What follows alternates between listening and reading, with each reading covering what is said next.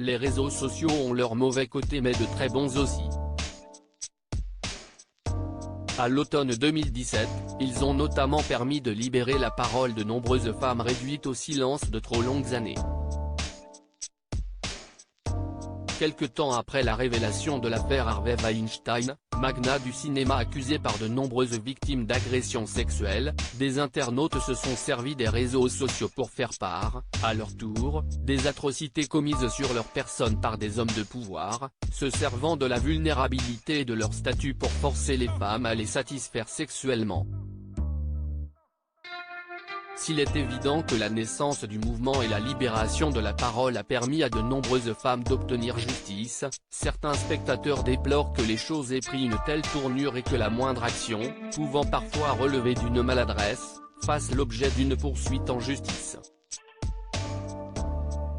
Interrogée sur la question, Zazie, Isabelle de Truchy de Varenne de son vrai nom, fait comprendre que, pour elle, certains cas de figure sont à prendre avec des pincettes. Est-ce qu'on a accepté un truc qu'on n'aurait pas dû accepter? Moi, un mec qui me met la main au cul dans une soirée trop arrosée, je ne vais pas lui faire un procès, confie-t-elle dans le portrait que lui a consacré Le Monde. La coach de The Voice s'avoue au passage avoir vécu des situations glaçantes au cours desquelles tout a failli basculer. Seul dans un parking face à 3 hommes aux très mauvaises intentions ou coincé dans un ascenseur avec un homme qui menaçait de la tuer si elle ne lui faisait pas de fellation, Zazie s'est découvert une âme de guerrière et de survivante dans des situations d'urgence. Je me suis transformée en fauve, je ne savais pas que j'avais ça en moi. Zazie, mère inquiète pour sa fille, la donne a changé et la légèreté a laissé place à l'inquiétude avec la naissance de Lola, sa fille de 20 ans née de son histoire avec Fabien Cahen.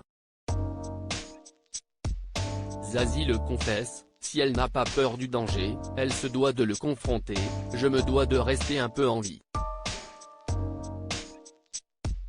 Mais j'ai un bon radar pour le danger.